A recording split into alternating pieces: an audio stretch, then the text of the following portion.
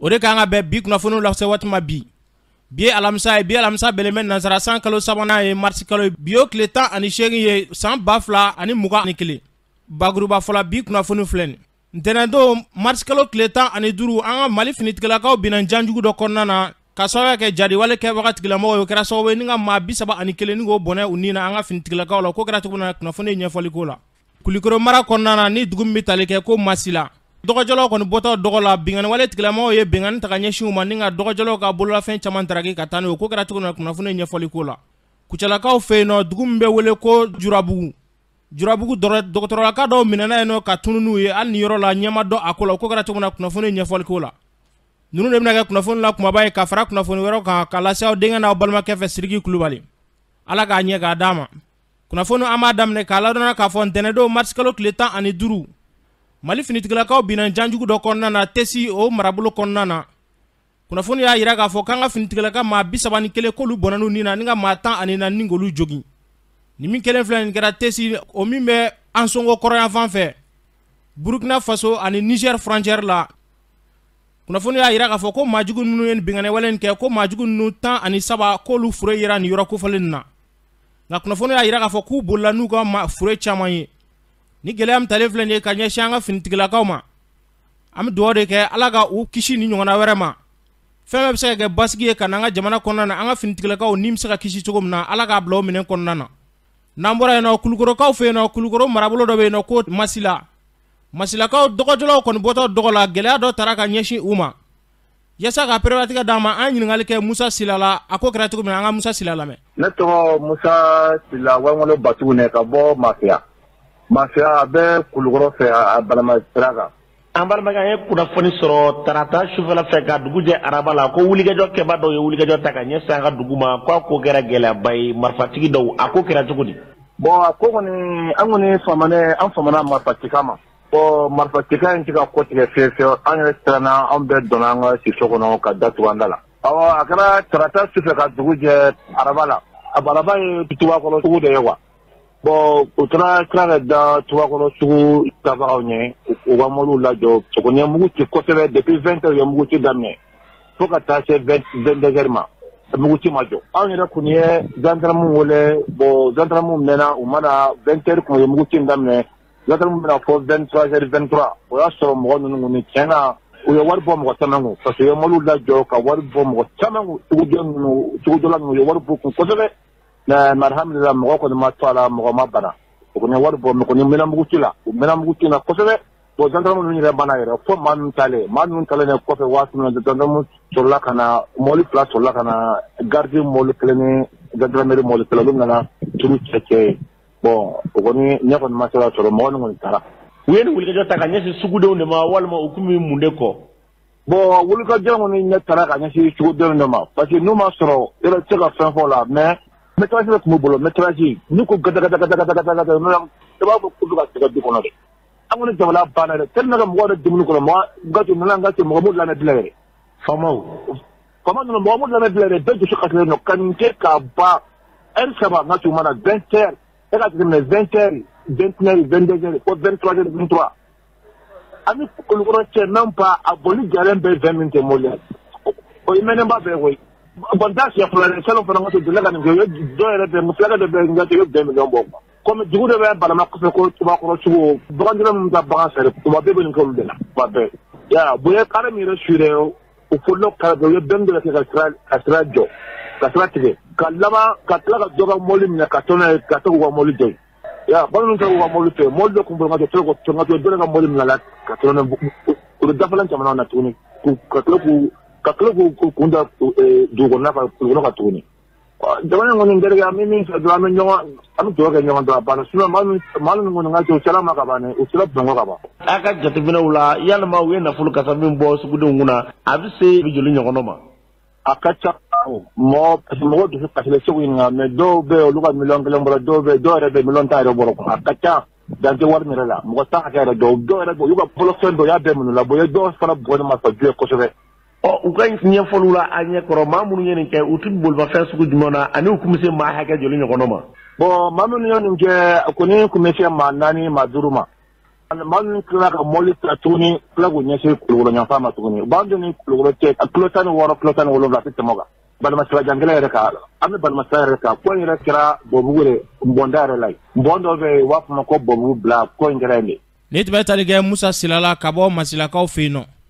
a y'a fɔ cogo min na fɛn fɛn bɛ kɛ basigi ka n'an ka jamana kɔnɔna na Ala k'a sabati n'an bɔra yen nɔ Kucalakaw fɛ yen nɔ u ka marabolo dugu min bɛ yen nɔ Jurabugukaw fɛ yen nɔ min ye kɛnɛya tigilamɔgɔ dɔw ɲɛfurakɛlaw olu dɔw minɛna ka tunu n'u ye hali ni yɔrɔ la taa yɔrɔ ma dɔn u la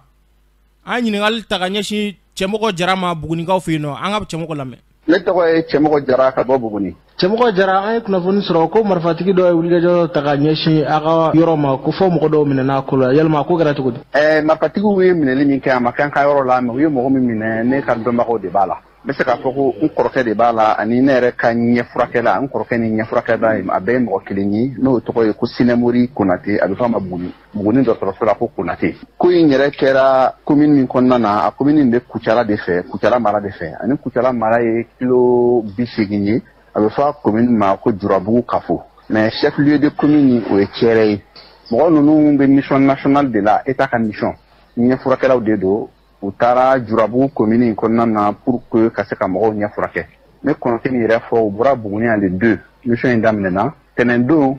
baara in tun kan ka kun cɛ tɛnɛndon pour que u ka se ka rentrer ka na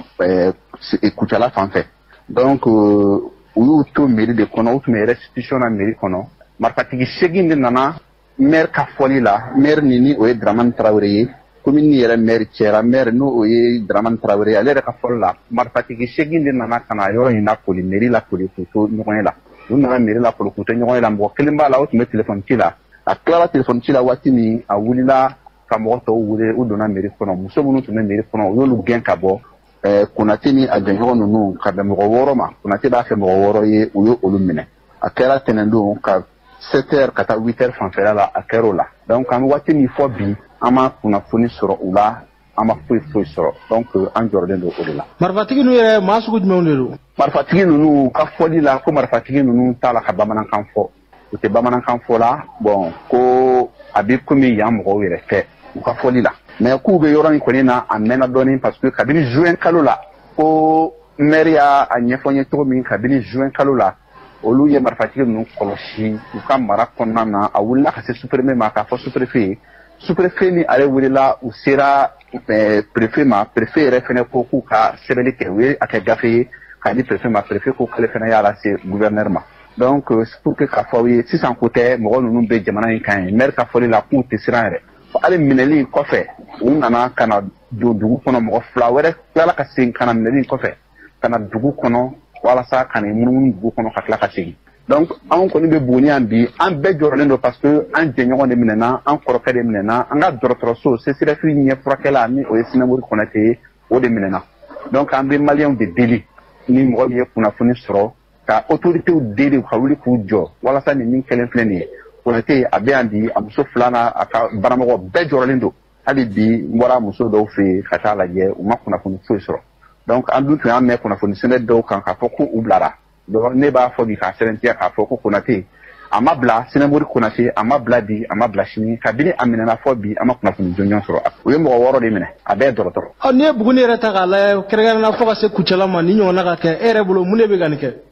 Basigibaliya de bɛ la ka nin se an ka jamana ma basigibaliya jamana tiɲɛna jamana tiɲɛni o de bɛ la ka nin se an ka jamana ma donc ni jamana tiɲɛna binna ka se cogo dɔ la n'an m'an bolo di ɲɔgɔn ma hali bi a tɔ bɛ juguya an tun bɛ kulela fɔlɔ ko nord a bɔra nord la bi a kɛra centre ye donc a yɛrɛ juguyara sisan Kucala an kɔrɔ yan a bɛ yen donc an bɛ mɛn hali kunnafoniw na k'a fɔ ko yɔrɔ caman bɛ yen minnu menacelen don hali bi donc basigibaliya jamana tiɲɛna ka jamana bin o de b'a la ka nin se an ma mɔgɔ ninnu minɛlen kɔfɛ an ma kasara kuma kɔni mɛn mɔgɔ ninnu minɛlen kɔfɛ an ma kasara kuma mɛn mais ka kɔni ye an y'a mɛn k'a fɔ u ye ambulance dɔw attaqué la fɔ mɔgɔ dɔw sara a la an ka la maire ka kuma la a bɛ komi o mɔgɔ kelenw de don parce que o kɛra Yoroso yan fan fɛ donc n'i y'a jateminɛ Yoroso ka na Kucala yan fan fɛ yɔrɔ ninnu donnen don ɲɔgɔn na donc a bɛ komi o mɔgɔ kelen olu de don donc maire fɛnɛ ka kuma la yɔrɔ in ni Burkina man jan parce que k'ale ka commune dugu laban ani Burkina a bɛ taa kilo 5 ɲɔgɔn kulo duru hakɛ ne b'a fɔ an ka jamana ɲɛmɔgɔw ye hali bi u ka wuli ka jɔ sabati u ka wuli k'u jɔ u bɛ dɔ la mais hali bi u ka dɔ fara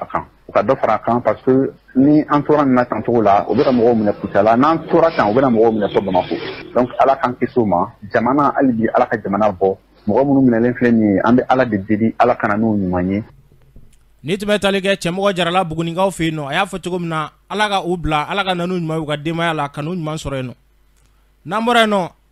an ka sifinnaka minnu bɛ yen nɔ kɛrɛnkɛrɛnnenya denmisɛnninka minnu bɛ sɛbɛnfuraw ladon yaasa u bɛ se ka kɛ polisi ye cogoya min na maa dɔw kɔni y'a jira k'a fɔ k'olu y'u ka sɛbɛnfuraw don ko k'olu binna ka bɔ a la k'olu ma se ka ɲɛsi dɔn a la u y'u ka nisɔngoya kɔni jira k'a fɔ ko fɔ olu ka taa min ye Mamadu Sori Jakite ale b'ale ɲɛfɔ an ka lamɛn. Ne tɔgɔ ye Mamadu Sori Ibrahima Jakite bon fɛn min y'an se yan bi an nana ka na an ka dusumakasi de yira dusumakasi min don depuis 2019 an y'an ka dossier de déposé police concours la an sera phase finale de ma n'o de kɛra visite médicale ye u ye an de bin ka bɔ a la an ma o kɛ baasi ye bin ka bɔ la in kɛra min ye a ma kɛ a ɲɛ kan sabula ni mɔgɔ binna ka bɔ fɛn n'a ɲɛ kan a tɛ kɛ problème ba ye an nakun ye min ye an bi an mago b'an ka hakɛ la an ka hakɛ ye mun ye an binna ka bɔ a la kun min na an bɛ fɛ k'o dɔn ye kelen ye wa an ka ta fɛnɛ an b'o de nɔfɛ parce que ko dɔ kɛra an na an tɛ se ka jɛn n'o ye faso ko de don Mali ko de don wa an b'an yɛrɛ ka faso de kɔnɔ an b'an ka jamana ko de la an b'an ka tenitigi ko de nɔfɛ an bɛɛ de ko c'est pour la population police concours ni ma fili ni ma ɲina mɔgɔ min taara ani mɔgɔ min binna différence ba b'u ni ɲɔgɔn cɛ dɛ différence belebeleba mɔgɔ dɔw ma concours kɛ olu bɛ taa formation na lundi mɔgɔ dɔw ma taa hali concours kɛnɛ yɛrɛ kan o dalilu bɛ n bolo f'a dalilu caman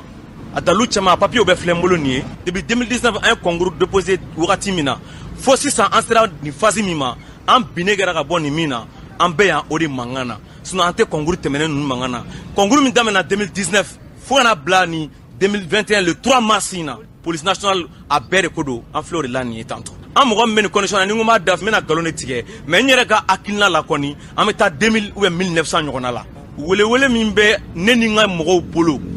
sabu ni n ko ne ni n ka mɔgɔw bolo ne kumakan o kelen tɛ ne ni n ka mɔgɔw de kumakan don an bɛɛ lajɛlen kumakan ye min ye u ka an ta an m'a fɔ ko minnu b'a kɔnɔ k'u k'olu labɔ dɛ mais u ka anw fana ta hali n'anw fana bɛ kɛ deuxième vague de ye u ka anw ta concours kura de kana kɛ mɛnɛ k'a sɔrɔ anw de ma ta n'an ka laɲini ma sabati n'an ka laɲini ma sabati n bɛ segin o kan n'an ka laɲini ma sabati o ye saba ye an tɛ se ko la an tɛ kɛlɛkɛlaw ye an tɛ mɔgɔ fagalaw ye an tɛ muru ta an tɛ marifa ta an tɛ foyi ta mais an bɛ kɛlɛ kɛ n'an ka prévu de ye ni ou que le Mali est indivisible quand même. Si le Mali a une devise quand même qui dit que le Mali est un peuple, un but une fois, nous on fera quoi des Mali, on me keleke na nga prévu de, munu mba kono. Ani munu yerista bo, nous ba donga foka an manga keleke na, ou ka ke anyema, nous ka doka foka an kanga keleke, ou ka aka anyema, an mandadi. Mais nous ma ka anyema, an tandadi, an te keleke ngere, mais an me keleke na nga prévu ye, ou bu sigi ou ba ye fene. Yandro tere, yoro were bayi. Mogo do be no. Chéréro, a ka tɔgɔ to an b'o to yen nɔ a ka numéro ye 13269 yala mɔgɔ ma passé écrit la o bɛ se ka taa tɔgɔ ye cogo di médical la définitive la k'o bɛ don lundi 7h30 o ye prévu fɔlɔ ye fɔlɔ prévu filanan concours in na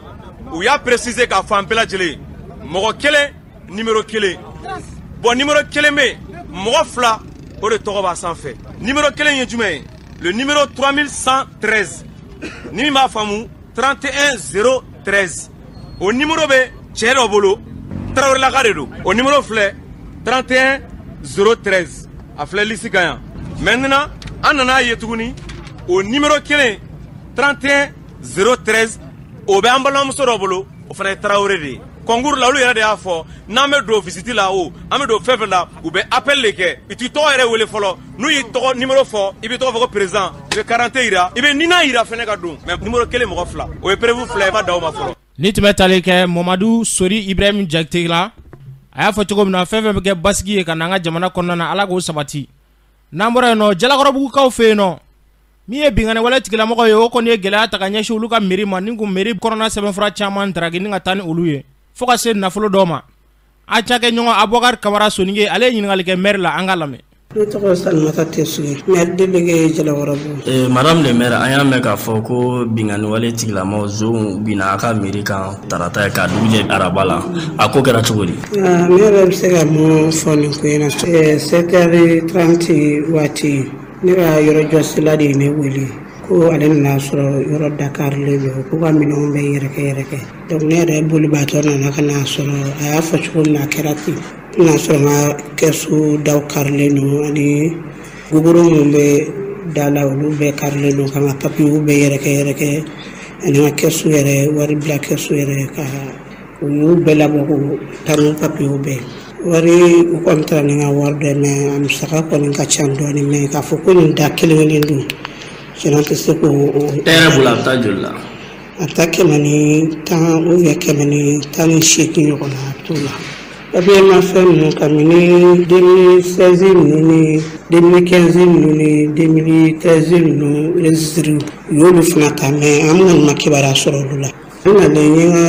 chef wele n'o ye monsieur le maire Dawuda Jara n y'ale wele ale ye Baginda sebe wele sebe n'a ka mɔgɔw nana ka na yɔrɔw filmer ka constat kɛ donc u ye minɛnw dɔw fili carré kɔnɔna la kɔdingɛ kɔnɔna la n taara ɲɔgɔn fɛ ka t'olu ta bureau kɔnɔna la tiɲɛni mun fana kɛra u y'olu fana filmer papiye ninnu kɔni u bɔra ni registre caman ye dɛ fɛn fɛn bali 5 ou bali 6 a b'o bɔ ani wari ni tun bɛ tali kɛ Salimata Tesugu kana a y'a fɔ cogo min na ala ka dugu don maajugu ninnu kalo dibi la n'an bɔra yen nɔ min ye Amadu Aya Sanogo ye ale ka kiriw kɔni jatigɛ la k'a jira k'a fɔ k'a kana bila la nka maliden dɔw y'a jira k'a fɔ k'a ni bilali ka kan nka dɔw y'a jira k'a fɔ k'a ni bilali man kan an ka maliden dɔw ka seereya lamɛn. A y'a ka bilaliko Maliko tɛ yan ou bien comme coup d'état de bɛ mɔgɔ kɛ mɔgɔ ye Mali la yan on est là sur ça chef-d'œuvre b'a bɔ maliyɛnw bolo yan dɔɔni yan fo k'a ban bi dans toute l'Afrique de l'Ouest terrain bɛ fan bɛɛ dans tous les pays développés terrain bɛ chef-d'œuvre ma ban ka da bon Mali mana bɛ ban bolo an m'an yɛrɛ sɔrɔ dugu la an bɛ k'an ka Mali mɛn min parce que coup d'état de bɛ mɔgɔ kɛ fɛn ye Mali la a y'a k'an ka bila Mali yɛrɛ la an bɛ retard la depuis 2012 des coups d'état incohérents ka na Mali minɛ ten k'a di 3 jours 3 régions ka na Mali détruit bi an bɛ centre kɔnɔ dès au début on disait que Kidal Tombouctou Taoudeni mais aujourd'hui on est où on est à quelques kilomètres de Ségou à Marakala ou bien on bɛ min mais Mali bɛ ban bɛɛ bolo an dɔɔni ngo aya tɛ maa wɛrɛ tɛ an bɛɛ ka kan sariya la sariya ka tile n'o tilenna jamana bɛ diya parce que n'i ye a ta k'a lajɛ depuis aya bɛ kaso la o ye liberté ɲini a yɛrɛ y'a jira k'a fɔ ko fo k'ale juger ko n'a ma juger k'a tɛ bɔ donc mun n'a bilara donc ça veut dire que n'i y'a ye a kɔni bilara kɛnɛma o ye ko dɔ de ye donc n'i y'a ta k'a lajɛ n'i kɔni ko k'a fɔ ko an ka kuma ye aya ka bilali la ne b'a fɔ k'a fɔ ko non ko vraiment ko a kan ka bila parce que a bilara déjà aya yɛrɛ y'a jira k'a fɔ ko k'ale tɛ bɔ n'a ma juger u ma sɔn ma u bɛɛ kɔ u y'a bila a bilara kɔni bilara ça veut dire que aya kɔni ma aya ma fɛn kɛ aya kɔni ne yɛrɛ kelen bolo ani liberté ka kan parce que ni aya y'a ye u bani do ka aya juger fɛn dɔ de bɛ yen mun kama u ma juger ni aya ko k'u bɛ aya juger bi vraiment i jɛntɛ min na o de bɛ bɔ a kɔnɔ donc o kama u tɛ se ka aya juger comme a y'a bila bon aya ni bila i ka kan. Amadu y'a ka bilali vraiment ne ko ne bɛ kuma bi fo sini a ma diya ne kɔni parce que en tant que citoyen malien a ma diya ne parce que a y'a dɔ de faga an dɔ tɛ a yɛrɛ dɔ de faga bon kɛlɛ mana wuli jamana kɔnɔ cogo cogo n'i sigi ka fɔ ma fɛn ban n'o kɛlɛ se k'o ban maa y'a ko man ka bila yɛrɛ. ka jugement ni a kɛra bon o libéré la évidemment u tun bɛ libéré wa hakili bɛ k'a fɔ u bɛ libéré parce que alors ni a fɔra k'a fɔ i ye mɔgɔ faga o mɔgɔw m'u faga la alors gouvernement yɛrɛ k'a fɔ aw ye mɔgɔ m'u faga ayiwa an bɛ alors o nisɔngɔ d'u ma an b'u nisɔngɔ d'u ma ou bien an b'u ka kɔmɔgɔw ta comme aw yɛrɛ b'u ta cogo ɲabalolen don ayiwa donc c'est o ye ka comme ka funu jigi donc hali mɔgɔ m'u ka mɔgɔw faga la je crois que u ka funu jiginna o tun bɛ min ɲini fana u y'o sɔrɔ. ni tun bɛ tali kɛ maliden dɔw ka seereya la fɛn fɛn bɛ kɛ sababu ye ni ka na an ka jamana kolosuma ala k'a bila o minɛn kɔnɔna na. n'an bɔra yen nɔ minisiri min ka kɔɲɔ ɲɛsinnen bɛ sirabako ma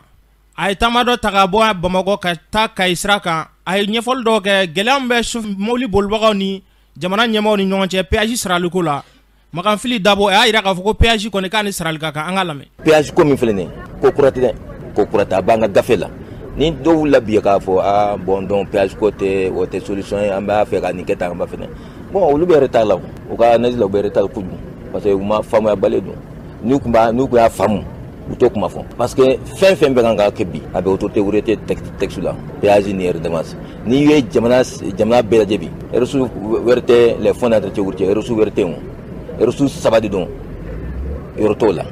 péage ani redevance sur les produits pétroliers sabanan min ye u bɛ permettre ka taa juru ta banquiw la pour ka se ka entretien kɛ mais anw ta fɛn fila de b'an bolo fɔlɔ pour que an ka se ka taa juru ta il faut que ministre de l'économie et des finances k'a yamaruya pour ka taa juru ta banque la pour ka na entretien kɛ. Donc n'a y'a jateminɛ produit pétrolier min filɛ nin ye ni ye Sénégal ma filɛ ka Côte d'Ivoire ma filɛ sur chaque litre consommé ça fait 70 francs minimum. 70 francs minimum min bɛ taa autorité on fait 25 francs. Niger 20 francs. Donc n'i y'a jateminɛ fɛn fɛn n'i ka redevance sur les produits pétroliers n'o ka dɔgɔn o caman de bɛ yen nɔ olu ka sira man ɲi. N'i taara Niger sisan Niger siraw man ɲi kosɛbɛ yan fana siraw man ɲi parce que an tɛ sɔn ka a sara. péage ko min filɛ nin ye péage ko min filɛ transporteur kelen tɛ dɛ an bɛɛ de don ne b'a sara aw b'a sara président b'a sara premier b'a sara min dɔn parce que an ko sira bɛ nafa min na don an na il faut k'an fana ka a dɔn k'o sara o nafa parce que a bɛ nafa don an na. N'i ye ka mobili kura san sisan ka taa sira kolon na ne ka mobili kura bɛ yen nɔ ka tile ta fɛn san 20 kɛ a tɛna san 20 kɛ dɛ a bɛ san 3 de kɛ ou bien san 4 donc fɛn o kɔlɔlɔ ye joona an ma yɛlɛ la donc c'est pas an ko an bɛɛ ka jɛ k'an ɲɔgɔn dɛmɛ pour que bɛɛ ka péage ko k'a jateminɛ pour que bɛɛ ka sɔn k'a sara par passage parce que mɔgɔ kelen kungo tɛ an bɛɛ dogo. N'i ye parc auto ma fili san 500 000 véhicules bɛɛ de b'o sara mun t'a sara minnu yamarulen tɛ ka péage sara o ye convoi militaire ani ambulance ani corbillard olu fɛn 3 de mun yamarulen tɛ ka péage sara sinon n'a bɔr'o la bɛɛ de diyagoyalen don ka péage sara o dun bɛɛ de diyagoyalen don e o ne o président o bɛɛ ministre tout le monde b'a sara. Donc ni dɔw y'a faamu sisan k'olu man ka sara ne kɔni b'a ɲini u fɛ u k'a faamu ko d'ailleurs n'u m'a sara ni sira man ɲi kɔlɔlɔ bɛ mɔgɔ foyi min na o ye olu de parce que mobile bɛ tiɲɛ joona u ka entretien bɛ tiɲɛ rotation tɛ teliya donc n'u b'a fɛ ka taa yɔrɔ min ni sira man ɲi n'u bɛ nɔ ka heure kelen kɛ pour ka se ou bien heure 2 ou bien heure 3 mais ni sira ka ɲi wale kɛ quoi heure 3 ou bien heure kelen ou bien 20 minutes 45 donc n b'a ɲini transporteur fɛ hali bi u ka na an ka ɲɔgɔn an ka sigi fɛn caman bɛ yen u m'a faamu information caman bɛ yen u m'a faamu n b'o bɛɛ f'u ɲɛna parce que n b'a fɛ k'a fɔ aw ɲɛna monsieur le journaliste aw k'a jɛnsɛn péage ni redevance sur les produits pétroliers autorité routière ka texte da prévoir fɔlɔ fɛɛrɛ tɛ fɔlɔ n'olu fila. Ni tun bɛ talikɛ Makanfili Dabo la Sirawako minisiri a y'a fɔ cogo min na fɛn fɛn bɛ kɛ bɛnɲɔgɔnya ye an ka jamana in kɔnɔna na Ala ka sabati. N'an bɔra yen nɔ minisiriso min ɲɛsinnen bɛ du ni denbaya ma olu kɔni y'a jira k'a fɔ ko musow ni dɛmɛ ka kan yaasa k'a perepératigɛ d'a ma Siyaka Kulubali an ka lamɛn. Min bɛ musow sɔrɔ donc fɛn fɛn bɛ musow sɔrɔ an b'a fɔ o bɛ an ka commune sɔrɔ o b'an an sigida sɔrɔ donc a bɛ jamana de sɔrɔ donc n'a sera o yɔrɔ ma an bɛ se k'a fɔ jamana yɛrɛ bɛɛ de kungo don ninnu mun filɛ nin mun b'u sɔrɔ lajarabiyaw don an b'a fɔ lajarabiya a bɛ se ka bɛɛ lasɔrɔ latigɛw de don o latigɛw kɔnɔna na an t'a ɲini k'a fɔ jɔn de nɔ don jɔn nɔ tɛ bilen a bɛ tɛmɛ o kan donc an b'a lajɛ mun de bɛ se ka kɛ ni a bɛ se ka nin ko sugu bɛ se ka nɔgɔya ou bien a kɔlɔlɔ bɛ se ka fanga a tɛ fanga sɔrɔ cogoya donc o fɔlɔ ye jumɛn an y'a fɔ o ye kalan ye n'an b'a fɔ o ma o éducation ye denw bɛ kɛnɛma denw mana to kɛnɛma u bɛ kɛnɛmana jogo de ta o jogo in man ɲi u ma an y'o ye kaban donc an bɛ fɛɛrɛ de kɛ denw u ka kalan fɔlɔ ka kɛ sokɔnɔna ye ni sokɔnɔ ni masaw kɛra mɔgɔ ye min b'u kalan ni Ala sɔnna ma min ye internetiw ni fɛnw ye olu ka fanga bɛ dɔgɔya bon n'o kɛra u bɛ fɛn caman faamu min y'u sɔrɔ o t'u sɔrɔ an tilara k'a ye fana k'a fɔ ni mɔgɔw kalanna kalan a ye fɛnba de kalan yɛrɛ kɔnɔna fana u bɛ se k'u kisi nin ma n'o kɛra n'a ye min fana n'a sɔrɔ an y'a fɔ k'a fɔ kɛrɛfɛden de man ɲi o de y'a to a bɛ fɔ ko sigikafɔ ye damu ye donc ni u y'a dɔn mɔgɔw y'a dɔn k'a fɔ ko nin fana bɛ kɛla dugu kɔnɔ u ka sigi ka fara ɲɔgɔn kan ka ONG créer ONG min b'a yira i bolo don o kɔrɔ o b'a yira k'a fɔ déjà u bɔra kɛrɛfɛden na u fana sen donna jamana jɔli la n y'o de fɔ transition ka baara fɔlɔ ka taa bila ministre ka baara fɔlɔ la ko a bɛ kɛlɛ min kɛ fɔlɔ o ye kɛrɛfɛden kɛlɛ de donc o kɛrɛfɛden kɛlɛ hakili la o dɔ ye nin ka mɔgɔw minnu bolo n'u ta tɛ kuma na u sen tɛ jamana ko la k'u yɛlɛma k'u kɛ jamanaden min fana yɛrɛ b'a ka niyɔrɔ baara kɛ jamana ko la k'a ka niyɔrɔ ta jamana ko la. Ni tun bɛ talikɛ Siyaka Kulubali la a y'a fɔ cogo min na fɛn fɛn bɛ kɛ dɛmɛɲɔgɔnya ye ka ɲɛsin an ka musolakaw ma Ala k'a bila o minɛn kɔnɔna na. N'an bɔra yen nɔ DNCC n'o ye cakɛda min ɲɛsinnen bɛ dala dumunifɛnw sɔngɔko ma olu ye ɲɛfɔli dɔw kɛ kunnafonidilaw ɲɛkɔrɔ Zencho Dambele an ka lamɛn. Ne tɔgɔ Zedion Dambele cakɛdaw bɛ jago ko ɲɛnabɔlen ani sɔrɔ yiriwali kunna o ɲɛmɔgɔ de ne Bamakɔ ni wagati in na n kelen bɛ ka dɔ fara an ka cɛsiri kan min ye minɛnw sɔngɔko ye surtout dala dumuni minɛnw caman bɛ kɔlɔsili kɛ nin wagati in na minɛnw sɔngɔ dɔw yɛlɛnna ka sababu caman b'o la sababu dɔ ye bana min bɛ diɲɛ kɔnɔ sisan n'a bɛ fɔ a ma ko coronavirus o ye gɛlɛya don jagoko la jamanaw ɲɔgɔn cɛ minɛnw tali ka bɔ jamana wɛrɛ la ka na n'a ye jamana wɛrɛ la gɛlɛyara kosɛbɛ ni an b'a ye dala dumuni foro minnu kan ka sɛnɛ ka kɛ ni bana yɛrɛ kɔlɔlɔ ye foro caman ma se ka sɛnɛ donc minɛn yɛrɛ quantité mun bɛ yen o dɔgɔyara bɛɛ mago bɛ minɛn na ɲɔgɔn fɛ bɛɛ bɛ fɛ ka dɔ bila kɛrɛfɛ min bɛ se k'a to ni gɛlɛya fanga bonyana u kana tɔɔrɔ sɔrɔ donc o n'a ɲɔgɔnnaw bɛɛ bɛ ka kɛ sɔngɔw bɛ yɛlɛ o kɔfɛ an b'a dɔn an ka jamana kɔnɔ nin ye wagati an b'a fɔ min ma danni kɛra sumakuraw ma sɔrɔ fɔlɔ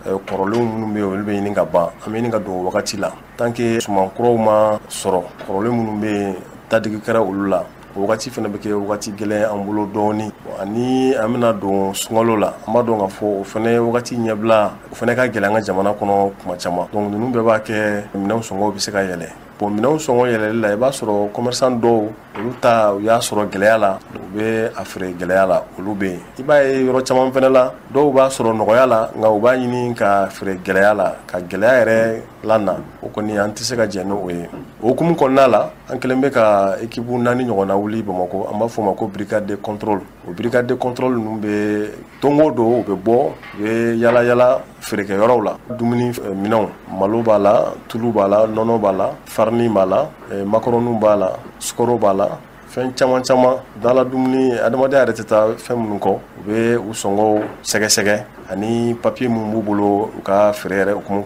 kɔnɔna la ka hakililajigi kɛ Mali jamana kɔnɔ n'i ye sanni kɛ papier dɔ kan ka d'i ma a bɛ f'o ma ko facture ko i ye minɛn san sɔngɔ mun na i b'o sɔrɔ a facture kan n'i bɛ minɛn fɛnɛ feere a ka kan i b'a feere prix min na i ka sannikɛlaw ladɔnniya o sɔngɔ la o sɔngɔ soit i b'a dulon soit i b'a sɛbɛn produit yɛrɛ kan i bɛ sannikɛlaw ladɔnniya o la i y'a san da mun na ani i b'a feere da mun na an ka mɔgɔw bɛ o bɛɛ jateminɛ n'a sɔrɔ i tɛ ka sɔngɔ damatɛmɛ wale sigi minɛn kan sɛgɛsɛgɛli kun dɔ b'o kan nka minnu bɛ sɔngɔ damatɛmɛ wale sigi minɛnw kan an bɛ olu ɲangi ka kɛ ni sariya ye an tɛ jɛn n'a ye mɔgɔ ka minɛn ta nɔgɔya la ka na gɛlɛyaba kɛ a sɔngɔko la an ka sɛgɛsɛgɛli b'o kan ani jamana yɛrɛ ye nɔgɔyaba kɛ julaw ye commerçants ye sira caman fɛ minɛn caman na jamana ɲɛmɔgɔw yɛrɛ bɛnna sɔngɔ dɔw kan bɛɛ jɛra n'o ye o prix ninnu an b'o prix fana contrôler o bɛ daminɛ tulu mun bɛ dilan anw yɛrɛ fɛ an yɛrɛ ka tulu o man ka feere ka tɛmɛ 650 130 kan o litiri o sɔngɔ sigira o cogoya la ani malo misɛnnin a fɔ o ma ko reprisir min bɛ bɔ kɔfɛ ka na gouvernement ye nɔgɔyaba kɛ o julaw ye o stock minnu bɛ yen tant que olu ma feere ka ban o prix man ka tɛmɛ 70 kan 350 ani sukaro a b'a dɔn k'a fɔ ko état bɛ nɔgɔyaba lase o julaw fana ma donc ka kɛ ni o ye o fana prix man ka tɛmɛ dɔrɔmɛ 100 kan a kilo ani gazi mun ni an bɛ tobili kɛ n'a ye an ka so kɔnɔ a camancɛ bouteille a bɛ fɔ o ma ko 6 kilos o man ka tɛmɛ 582 2910 francs o man ka tɛmɛ o kan o sɔngɔ damadɔnu olu sigilen don olu an b'o prix contrôler olu kɔfɛ produit wɛrɛ minnu bɛ yen n'a kɛra jaba ye n'a kɛra pomme de terre ye a bɛ feere prix mun na ani n'i bɛ ka feere sɔngɔ dɔ la min dama tɛmɛnen don an bɛ sɛgɛsɛgɛli kɛ i ka jago papiyew la ni fili bɛ yɔrɔ min na an bɛ o lakile o baara bɛ sen na brigade kelen bɛ ba gauche brigade kelen bɛ yen rive droite brigade kelen bɛ yen ani brigade fila bɛ yen u bɛ yala yala ni yɔrɔ fila bɛ ɲɔgɔn cɛ u bɛ terrain kan sɔgɔma wula fɛ u bɛ terrain kan don o don u bɛ terrain kan u bɛ yɔrɔ ninnu bɛɛ sɛgɛsɛgɛ yɔrɔ in a fanga ka bon an ka carré kɔnɔ bitigiw kan ka tɛmɛ sugu kɔnɔnaw kan sugu kɔnɔnaw b'a la mais a fanga ka bon parce que an y'a jateminɛ kɛ mɔgɔ fanba bɛ sanni kɛ carré kɔnɔ bitigiw de la ka caya donc o yɔrɔ de la a contrôle fanga ka bon o yɔrɔ la a contrôle in bɛna to sen na ɲinan san yɛrɛ bɛɛ kɔnɔna la k'a fɔ ko wagati ko tɛ parce que nin y'an ka baara de ye san kɔnɔna la mais an bɛ baara in fanga bonya kosɛbɛ nin wagatiw de la walasa commerçants k'a dɔn k'a fɔ ko yamaruya tɛ u bolo ka sɔngɔ damatɛmɛ walew sigi minɛnw kan yamaruya tɛ u bolo ka bɛnkan kɛ min ye ka minɛnw sɔngɔko ye ka fara ɲɔgɔn kan ka bɛnkan dɔ kɛ k'a fɔ k'an bɛna minɛn feere nin prix la u bɛɛ ka jɛ ka feere o prix la sariya t'u bolo o la sariya t'u bolo ka sɔngɔ damatɛmɛ wale sigi minɛnw kan o sariya t'u bolo donc an ka nin baara in bɔ o kan an bɛ jamanadenw hakili lasigi k'a fɔ ko an wulilen don an sigilen tɛ an bɛ baara la mais kuma caman an ka jamana in kɔnɔ sanjikɔrɔ wasi a tɛ dɔn sinon an wulilen don ni an se ye an bɛ nin baara kɛ an ka jamana an bɛ sɛnɛ kɛ an ye sɛnɛkɛ jamana ye an bɛ dala dumuni sɛnɛ an b'a dɔn k'a fɔ ko o tɛ an bɔ maintenant min bɛ kɛ k'o dafa o bɛ bɔ kɔfɛ ka na o jateminɛw de bɛ kɛ o bɛ bɔ kɔfɛ ka na nɔgɔya la cogoya min na jamana ɲɛmɔgɔw bɛ o nɔgɔya de kɛ julaw ye an tɛ se k'a fɔ ko min bɛ anw yɛrɛ fɛ yan ko bɛ an bɔ mais an bɛ jamanadenw hakili lasigi a ko bɛɛ jateminɛlen don a dafa min bɛ bɔ kɔfɛ ka na o fɛɛrɛw bɛɛ bɛ tigɛ gouvernement ni julaw ɲɔgɔn cɛ walasa o bɛ se ka don an ka jamana kɔnɔ nɔgɔya la ka feere nɔgɔya la cogoya min na depuis salon an ye numéro dɔw bila commune bɛɛ n'a ka numéro an ye numéro ninnu affiché an yɛrɛ u affiché yɔrɔ caman na an ye feerekɛlaw dɔw an ye papier d'u ma u yɛrɛ k'a affiché a kun bɛ yɔrɔ caman na mais an bɛna segin tuguni baara in kan an b'a dɔn k'a fɔ affiche ninnu caman wulila ka bɔ yen donc dɔw bɛ kɛ fiɲɛ dɔw bɛ ni samiya tɛmɛna donc o bɛ se ka caman bɔ yen an bɛna segin tuguni ka affiche ninnu kɛ numéro b'u la numéro kɔrɔlen minnu tun bɛ affiche kan o numéro kelenw de bɛ baara la hali sisan n bɔra ka sɔngɔ minnu fɔ sɔngɔ minnu sigilen don ni dɔ ye a ka minɛn feere nin sɔngɔw sanfɛ i bɛ an wele o numéro la an ka cakɛdaba yɛrɛ n'o ye direction générale ye o numéro vert fɛnɛ bɛ yen i bɛ se ka weleli kɛ o numéro vert la ani ka fara an ye numéro 6 minnu di commune bɛɛ n'a ka numéro an ka lasigidenw bɛ commune 6 in bɛɛ kelen kelen na u ka wulikajɔ fanga ka bon nin wagati in na olu ni brigadiw fɛnɛ b'u fanga fara ɲɔgɔn kan walasa an se min ye nin baara in na an k'o kɛ an bɛ a ɲini jagokɛlaw fɛ u yɛrɛ ka jateminɛ k'a fɔ ko gɛlɛya bɛ yen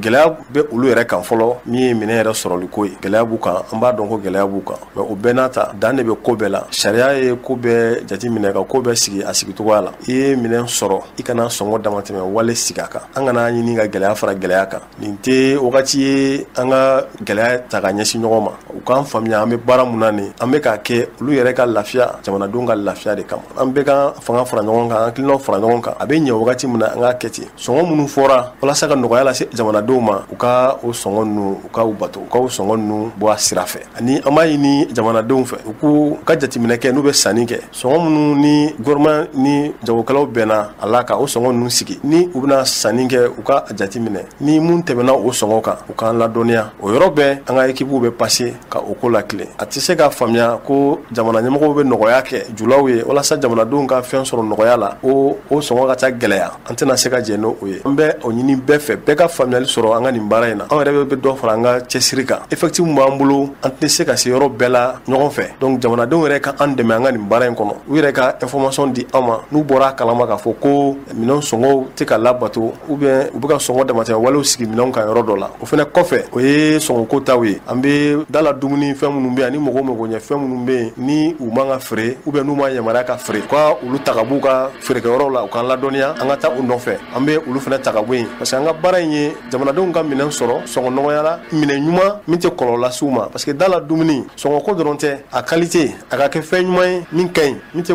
dankari adamaden ka ɲɛnamaya la donc an bɛ nin bɛɛ de baara kɛ ɲɔgɔn fɛ an bɛ produit ninnu qualité lajɛ an bɛ produit ninnu yɛrɛ sɔngɔko lajɛ ani produit ninnu yɛrɛ papier mun bɛ u bolo commerce yɛrɛ la u bɛ ka jago yɛrɛ kɛ cogoya di u ɲɔgɔn cɛ est ce que u bɛ ka sariyaw labato wa an ka baara bɛ boli nin bɛɛ de kan an bɛ faamuyaliko ɲini julaw fɛ ani jamanadenw yɛrɛ k'an dɛmɛ nin baara in na ni tun bɛ tali kɛ Zetiɔn Danbele la an bɛ min f'u ye nɔngɔnkolo gɛlɛya o bɛ bɔ kɔnɔgolo de la n'u ma balo dala dumunifɛnw n'u ma nɔgɔya ta ka ɲɛsin u ma a dɔ bɛ dabila caman bɛ taa u ka dugu la a ko senfɛ n'an bɔra yen nɔ APCAM ɲɛmɔgɔya ɲini kɔni bɛ sen na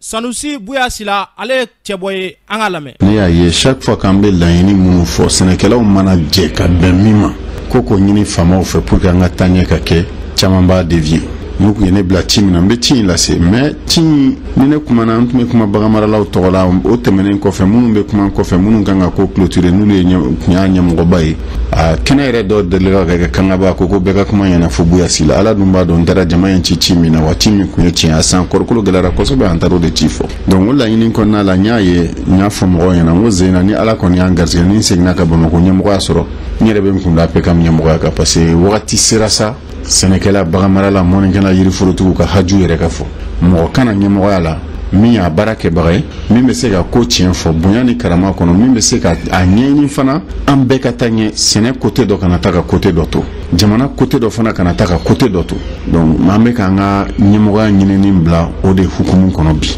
baara fɔlɔ min bɛ ne bolo k'a kɛ o ye ka Mali sɛnɛkɛla bɛɛ fara ɲɔgɔn kan bɛɛ k'a dɔn Mali sɛnɛkɛla mɔnikɛla baganmarala yiriforotigi bɛɛ k'a dɔn APCAM y'i ka so ye danfara foyi man kan don ni APCAM cɛ a filanan ye min an kana ɲɔgɔn nɛgɛ an ka jamana in kɔnɔ an bɛɛ sɛnɛkɛla ye mais kow dɔ kɛcogo man ɲa n'u kɛcogo kun ka ɲi bi b'a sɔrɔ vraiment an bɔra nɔgɔ caman na fɛn caman bɛ yen nɔ jamana in kɔnɔ o tilali la kɔlɔlɔ bɛ sɔrɔ a la a bɛ fɔ nin dira sɛnɛkɛlaw ma mais sɛnɛkɛlaw yɛrɛ t'a sɔrɔ projet caman bɛ jamana in kɔnɔ u bɛ taa baara kɛ mɔgɔw ka région yɛrɛ kɔnɔ u ni chambre d'agriculture yɛrɛ tɛ ɲɔgɔn kalama donc olu bɛ taa dɔrɔn ka maa damadɔni sugandi u yɛrɛ teri n'u fɛnw na k'a fɔ an ye nin kɛ ninnu ye k'o bɔ k'o bila vidéo la ka sɔrɔ u ni chambre tɛ ɲɔgɔn kalama or jamana dun sigira ka chambre créer k'a yira fɛn o fɛn bɛ kɛ an ka sɛnɛkɛko milieu la a kan ka tɛmɛ ni chambre de ye parce que an de bɛ sɛnɛkɛlaw dɔn anw de ye sɛnɛkɛlaw ye u voter anw de u ka représentation tubabu b'a fɔ min ma légal et légitime o ye anw de donc an ba baara kun fɔlɔ bɛ ka kɛ ka nin hukumu in fara ɲɔgɔn kan ne yɛrɛ bolo Mali tɛ fantan jamana ye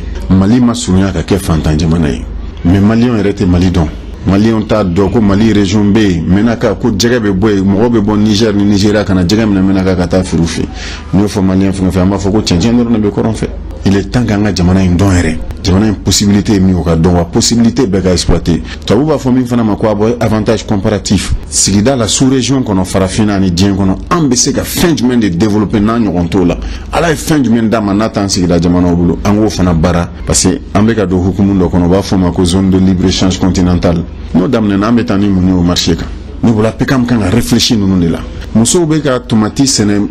bi ɲɔnɔ mara la wallahi n'i taara bi u b'a fɔ k'i ka sigi yɛrɛ ta fu ni wari t'i kun olu n'a tɛ se ka sigi mais usine de tomati min bɛ o fana b'a fɔ ko tiɲɛ yɛrɛ la k'ale tɛ ka tomati sɔrɔ a ka usine ka munumunu san kalo 12 a PECAM ka rôle ye nin bɛɛ de ye production fɛn fɛn n'a bɛ ɲini jamana kɔnɔ a ka taa laban industrie dɔ de la san kalo 12 an ka se ka kɛ an ka produit an ka taa feere mɔgɔ wɛrɛw ma gouvernement ye assise du canton kɛ ne ka faamu t'a la kɔɔrisɛnɛlaw u yɛrɛ dama bilara ɲɔgɔn na peut-être que ni k'u ka solution b'u yɛrɛ dama ni ɲɔgɔn cɛ dusukun fɔlen don ɲɔgɔn kɔrɔ kɔɔrisɛnɛ tɔn wari b'a kun ni APECAM ye mais APECAM den dɔ de don ni ne nana ne b'a fɛ k'o de yira kɔɔrisɛnɛ tɔn ye APECAM den dɔ de a kan ka to APECAM ka hukumu kɔnɔ wa gouvernement kan ka o de solution appliquer ni en tant que président bɛ tiɲɛ de fɔ ɲɔgɔn ye an sera yɔrɔ min ma bi an sera tiɲɛ fɔli ma samiya tɔ man jan tuguni koyi kalo 3 kalo 4 an bɛ samiya kɔnɔ koyi disposition bɛ ta a bɛ ta bi de peut-être k'u bɛ sɔn ka ne lamɛn parce que u b'a dɔn ne ka intérêt direct tɛ kɔɔriko la mais il faut que ko ka restructurer baara ka kɛ tiɲɛ kan a ka yirula bɛ baara min na kɔɔri sɛnɛ bɛ baara min na kɔɔri sɛnɛna ka nafa sɔrɔ a ka kɔɔriko la fo fana ka fɔ adamadenw ɲɛna dɛ bagan marala ka nafa sɔrɔ a ka baganko la mɔnikɛla ka nafa sɔrɔ a ka mɔnifɛn na sɛnɛkɛla ka nafa sɔrɔ a ka sɛnɛkɛfɛn na n'o ma kɛ jamana in kɔnɔ a tɛ ɲɛ koyi o la sɛnɛkɛla den laban bɛ taa kɛ coxeur de ye ou bien a bɛ taa damanda la parce que a y'a fa ye baara la a ma fɛn sɔrɔ a la bon fo ni gouvernement ka jɛ la bolo don bolo kɔnɔ ka système de bila min b'a to sɛnɛkɛla bɛ fɛn sɔrɔ wa o système dilannen don diɲɛ fan tɔw la an b'a lajɛ dɔrɔn de k'a copier ni kɔɔri sɛnɛnaw dugumamɔgɔw tɛ fɛn sɔrɔ kɔɔri la kumakan foyi tɛ n'u bila ka taa kɔɔri sɛnɛ fo fɛɛrɛ de ka kɛ min b'a to dugumamɔgɔw bɛ fɛn sɔrɔ kɔɔri la o fɛɛrɛ fana tɛ taa fɛn dɔ kɔ dɛ fo kɔɔri ka bayɛlɛma jamana kɔnɔ koyi ɲinan kaba bɛ ka taa 3,500 ni 500 4,000 an ma se période de soudure ma se a dan yɛrɛ la parce que adamaden bagan yɛrɛ ni sɛ bɛ kaba min dunni kɛ bi mɔgɔninfin t'o dunni kɛ fo fana ka structure de a ka yira degun kana kɛ population kan bon ni degun tɛ kɛ population kan fo gouvernement fana ka jɔyɔrɔ dɔ ta ka facilité dɔ kɛ adamadenw ye APECAM fana k'i jɔyɔrɔ fa ka fɔ maaw ye bon nin ka sɛnɛ nin man ka bali ka sɛnɛ kɛ an ka rôle bɛ k'o fana ye a tɛ fɔ a tɛ ban ni sera baganko kɔni ma o min yɛrɛ ye ne yɛrɛ ka passion ye kabako de y'o ye quoi an bɛ ka bagan importer ka bɔ jamana in kɔnɔ a jɔlen a sen de kan nafa maa si tɛ ka nafa sɔrɔ a la ni ko an ka tiɲɛ fɔ fo bi n'a fɔra ko nin jamana in kɔnɔ bi an tɛ se ka sogo ka contrat signé ni jamana wɛrɛ ye sogo exportation ka kɛ Modibo Keyita tile la u tun bɛ taa ni sogo ye ka taa feere Abidjan mais bi an bɛ ka taa ni bagan de ka t'o feere bagan a nɔnɔ fo an k'o transformation fana kɛ bagan fo abattoirs de ka créer aux normes ISO international ni ala y'an ka alliance sabati maaw nana de ko Mali donc an ka Mali de baara an kana Mali ye i b'a fɔ Sikaso Kidal Kayi Menaka Mali kana ye ten Mali ka ye de comme jamana n'a potentialité fɛn min n'a bɛ tawdeni ni tilebifɛnmɔgɔ ka ye k'aw t'a dɔn yɔrɔso k'a t'a dɔn fɛɛrɛ de ka kɛ gouvernement de ka baara o bɛ se ka na yɔrɔso cogo min olu k'o fara u ka dunta kan fɛn min n'a bɛ ninnu fana ka yɔrɔ la o bɛ se ka taa cogo di kɔrɔn fɛ olu k'o fara u ka dunta kan o yɛrɛ bɛ marché créer o bɛ adamadenw gɛrɛ ɲɔgɔn na an ye marakaw de an tɛ dɔwɛrɛ dɔ jago kɔ donc ni ne kɔni kɛra APECAM président ye maraka ye ka mɔgɔw tugu ɲɔgɔn na dɔrɔn de ni ne kɛra APECAM président n ka mission ka mɔgɔw tugu ɲɔgɔn na ka produit tugu ɲɔgɔn na résultat ka kɛ Mali ka taa ɲɛ an ka hakilina ye nin de ye an bɛ ka APECAM président ɲini nin de kama wa ni ala y'an dɛmɛ k'a nɔgɔya an ye an bɛ mandat in concentré nin de kan ni tun bɛ tali kɛ Sanusi Buya Silakana a y'a fɔ cogo min na fɛn fɛn bɛ kɛ sababu ye ni ka sɛnɛ sabati an ka jamana kɔnɔna na ala k'o sabati n'an bɔra na an bɛ taa jamana kɔ kana na Mohamed Samake mun b'i bolo Sidiki y'a fɔ cogo min na an bɛ taa États-Unis jamana kan États-Unis marabolo min n'an b'a wele ko Atlanta tarata don mars kalo tile 16 fɛn min ye marifaci waleya dɔ n'an b'a fɔ ko fusillade meurtrière ko ale kɔni kɛra nin yɔrɔ kɔfɛlen na dɛ wa an bɛ cakɛyɔrɔ minnu wele ko salon de massage n'o ye maaw bɛ to lafiya yɔrɔ min k'u fariw digiri yɔrɔ min na ko nin waleya in kɔni a kɛra yɛrɛ wa ko maa 8 ɲɔgɔnna kɔni ko olu kɔni bɔnɛnen u ne la n'i y'a maa 8 ta k'a la i b'a ye k'a fɔ ko a bɛɛ ko musolaka 6 de b'a la wa ko nin musolaka ninnu k'olu fana ye asiatique maaw de ye n'an bɔra ye an bɛ taa Tinisikaw fɛ yen Tunisi jamanatigi n'o ye Kais Seyid ko ale kɔni tile fila tagama kɛ ka taa Libi jamana kan an bɛ don min na ko bi ko a taara Libikaw fɛ yen ka taa foli ni tanu di Libi gouvernement min sigira n'an b'a fɔ ko gouvernement d'union nationale k'a ɲini Libi gouvernement fɛ ko jɛɲɔgɔnya baara min tun bɛ Tunisi ale ni Libi kɔni cɛ ko o baara ninnu ko u bɛ se ka olu kɔni sɛbɛkɔrɔ daminɛ i n'a fɔ a tun kɛ cogo min na n'an bɔra an bɛ taa Tanzanikaw fɛ yen. Tanzanie jamanadenw olu kɔni bɛɛ kɔnɔnafili la an bɛ don min na ko bi Tanzanie jamanakuntigi John Magufuli ko nin y'a tile 18 ye Tanzanie jamanadenw kɔni mɔgɔ si t'a yɔrɔ dɔn ko a bɛna fɔcogo la walima rumeur bɛ ka di cogo min na n'o ye ŋunuŋunu ye ko ni Magufuli yɛrɛ ko a bɛna fɔ a man kɛnɛ dɔw yɛrɛ yɛrɛ ko coronavirus bana b'a la ko nka ko Tanzanie gouvernement yɛrɛ kɔni ko olu kɔni bɛ makun kɔni kɔnɔna la k'olu tɛ ka fosi fɔ mais k'u bɛ mɔgɔ minɛ de la walasa ka se ka o kunnafoni jugu ko olu bali. N'an bɔra yen an bɛna an yɛrɛ fɛ Maliba kɔnɔna la fɛn min ye diɲɛ siranna tɔnba Nations Unies ale ka lasiden min kun fɛ n'an b'a wele ko représentant spécial n'o ye Mohamed Anadif ko ale kɔni ka mission kɔni banna ko a ye san 5 kɔni kɛ nin cakɛda in kunna Mali kɔnɔna la nka k'ale nɔnabila kɛra ni Mauritanie ka den dɔ n'an b'a wele ko El Gassim Wane ko nin Magufuli ko sariya tigilama don k'a ye sariya de kalan n'o ye droit ye a y'o kɛ Sénégal jamana kan ale ni France jamana kan Sidiki an ye min sɔrɔ kɔn kunnafoni la yɛrɛ kun b'a dɔ sini Mohamed Samake y'a fɔ cogo min na fɛn bɛɛ bɛ kɛ basigi ye ka na an ka jamana ani jamana wɛrɛ la Ala k'o sabati. Ablaye Kulubali a y'a yira k'a fɔ ko a bilaman ka kɛnɛ kosɛbɛ kosɛbɛ a bɛ kanuɲɔgɔn bɛɛ lajɛlen fo teri siraw ka fara balima sira bɛɛ lajɛlen kan k'a fari bilama a sigila a yɛrɛ ma kosɛbɛ kosɛbɛ nin bɛ dansigi kunnafoniw na